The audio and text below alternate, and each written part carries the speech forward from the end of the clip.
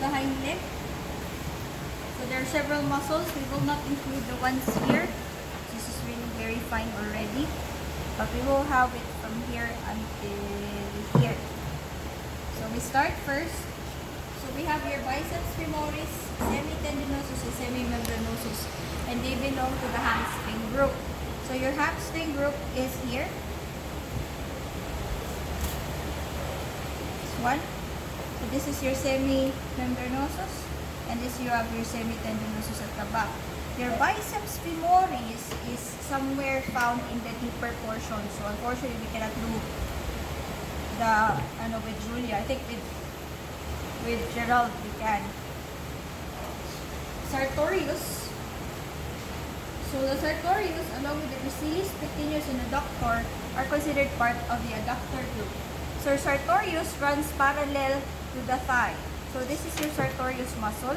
So this is the one that is only found on, you can see this both on the lateral side. I'll just ask for help as well as on the medial side. So you can see also it on the medial side.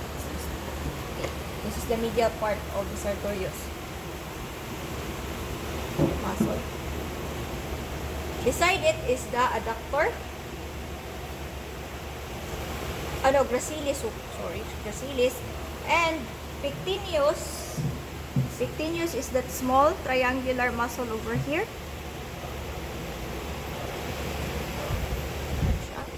Over here, small triangular muscle.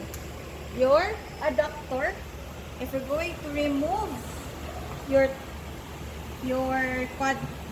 quadriceps femoris, the adductor also runs parallel to it until here. So that's your adductor muscles. So of the four muscles that belong to the adductor group, only the sartorius is being innervated by your femoral nerve. So take note of their origin. So the muscles, particularly in the upper portion, or the muscles that I've mentioned, most of them have originated in the oxae. So your biceps femoris is from the sacrotuberous ligament and the ischiatic, it's not ischiatic nerve but it's sciatic cable, or tuberosity, sorry. Ischiatic tuberosity, needed necessary correction. Ischiatic tuberosity for both semimembranosus and semitendinosus. So they are from stairs. For the sartorius, its cranial part, which is this one, this is its cranial part. It's on the crest of the ilium and the thoracolumbar fascia. So you have the thoracolumbar fascia here. And unfortunately, we remove them once we skinned off Julia. For the caudal part of the sartorius, it's the cranial ventral iliac spine. So the cranial iliac ventral spine is over here, so below the ilium. And adjacent ventral border of the ilium. So the cranial part is inserted into the patella for the sartorius, and for the caudal part, it's inserted into the cranial border of the tibia. So for their actions, so that hamstring group, for the hamstring group, they will extend the hip. So an example of this is you will do your actions. So let's say for your actions for your hamstring, because you can feel your hamstring also. So to extend the hip, stifle and hop. To extend the hip, and flex the stifle and extend the hop, and to extend the hip. So when you try to do this, you can feel your hamstring muscle with the work. It's more on the work. And when you try to extend the hip also, or extend over at the back, it's actually your hamstring muscles going to do that. So the sciatic nerve governs most of the hamstring group. Only the femoral nerve for the adductors, it's the sartorius. While the rest of the adductors, we have the obturator nerve.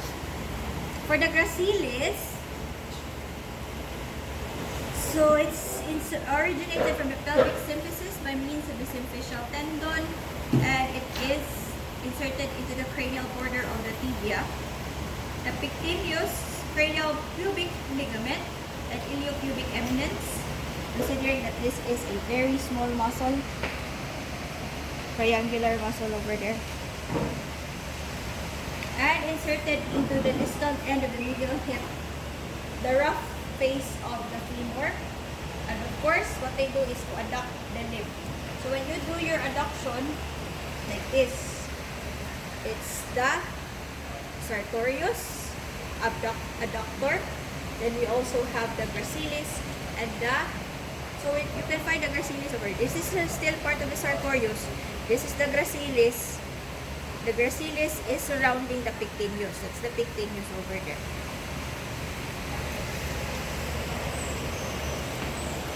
Tensor fasciae latae. So the tensor fasciae latae is this one. I call this the TFL. This one, it's the TFL. This is part of the gluteal group. For us, our TFL is where our pockets, where our pants are. It's the TFL.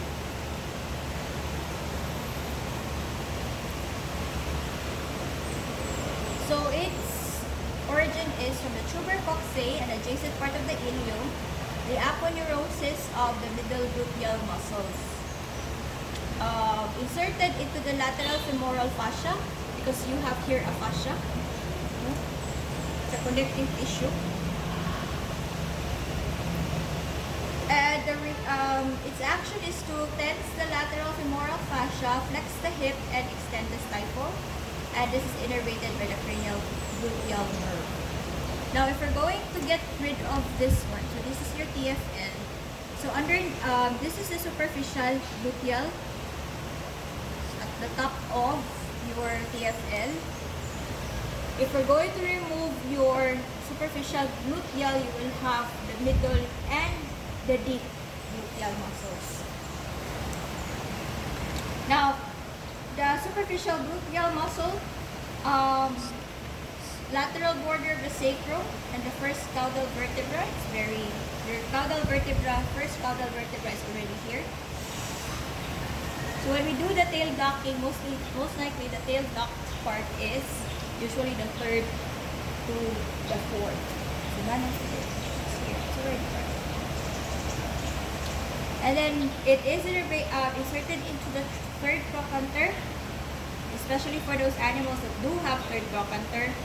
And its job is to extend the hip and abduct the limb. So if we're going to abduct the limb, so if you notice, so okay, you feel it here, we're abducting the limb. So it's the superficial gluteal. It is innervated to the caudal gluteal nerve. The middle gluteal,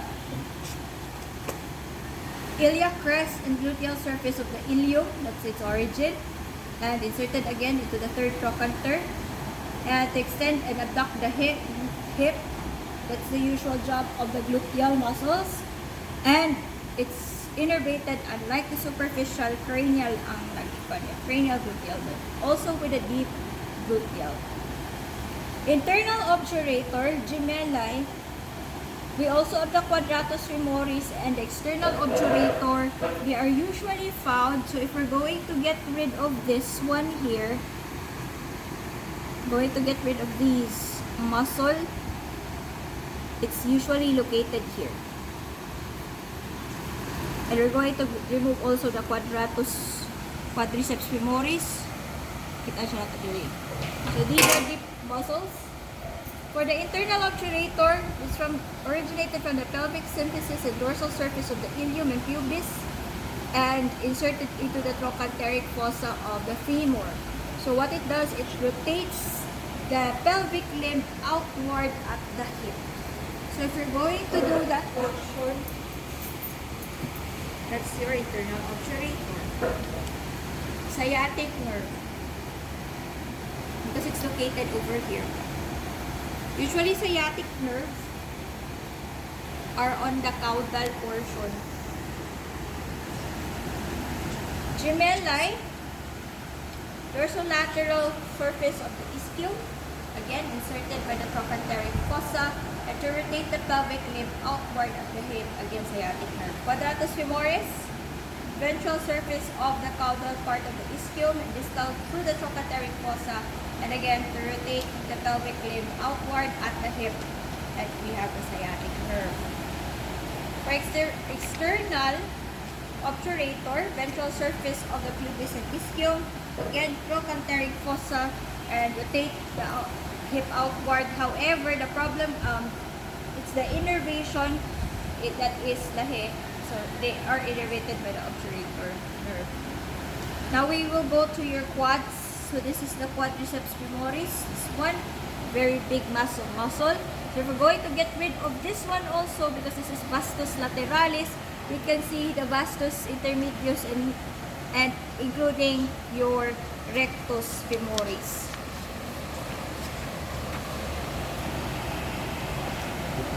So the rectus femoris is the one that is from the ilium, but it is inserted into the tibial tuberosity. So this is a very massive muscle. See? And this one here is already the tibia. So you can see that it's already innervating it's inserted into the tibial tuberosity. A very massive muscle composed of 4. So the rectus femoris is the one that flexes the hip, while the 3 vasti muscles extend the stifle, and they are innervated by the femoral nerve. Now we go to your tibia and fibula. So this is most likely where your cranialis tibialis is. So this is the tibial tuberosity. So the cranialis tibialis is this one, the muscle on the shin. This one. So it's from the extensor groove. So you can remember the extensor groove. Come here over here. An adjacent articular margin of the tibia, lateral edge of the cranial tibial border. Inserted into the proximal plantar surface for metatarsal 1 and 2, if there's metatarsal 1 for certain species.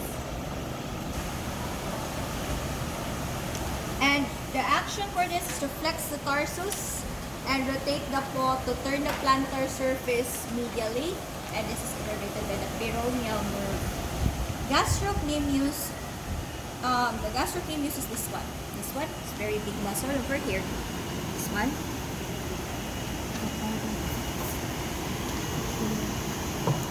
This one.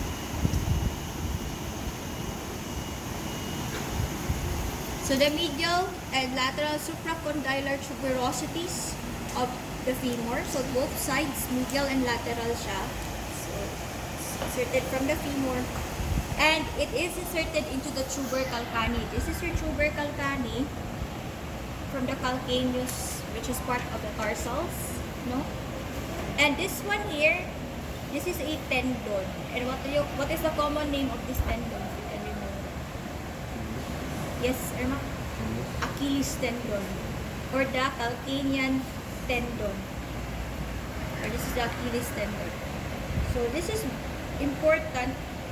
So this is a very strong tendon actually. So if you tore it, very strong. You can, if you notice, if you're going to touch this one, it's very, very strong.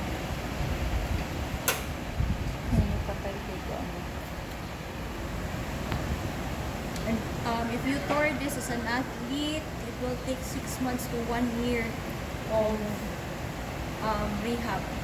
Because these tendons are less flexible than muscles. Scar tissue, once it's already injured, it will form a scar tissue, and the scar tissues are far more less flexible. So it will take some time for you to do your rehab. So that's where the physical therapist will come in. At least mabalik ang inyong flexibility. This is a very strong tendon. Even for dogs, you can actually see it. It's a very strong tendon. Again, this is innervated by the tibial nerve. superficial digital flexors. So the flexors are usually, the flexors are over here, the extensors are over here. So you have the supracondylar tuberosity of the femur, and it's also being inserted into the tubercle cani at the base of the middle phalanges of digits 2, 3, 4, and 5. So this muscle has a very long tendon because it can reach up to the digits which are here. And what it does is flex the two digital joints of the four principal digits, flex the stifle, and extend the tarsus. Again, tibial nerve. Deep digital flexor, proximal 2/3 of the tibia, the proximal half of the fibula, and adjacent interosseous membrane. So you have here an interosseous membrane over here. This one. Between the tibia and the fibula,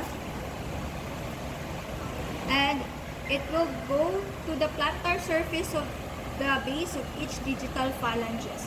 So the deep digital flexor, it can reach up to here. This is already the plantar surface. So if you can see this over here, these are the tendons already of some of the muscles over here. It's very painful. Nawit ako. Popliteus. So the popliteus, if we're going to get rid of this one, it's adjacent to your gastrocnemius, and it's located, it's originated from the lateral condyle of the femur and proximal third of the caudal surface of the tibia. That's where it is inserted. And the action is to flex the stifle and rotate the leg. And again, tibial nerve. Long digital extensor, so extensor fossa of the femur up to the extensor processes of the distal phalanges. So these are their tendons are these guys here. Okay, the things that you see here, this one here. These are already the tendons of some of the muscles over here.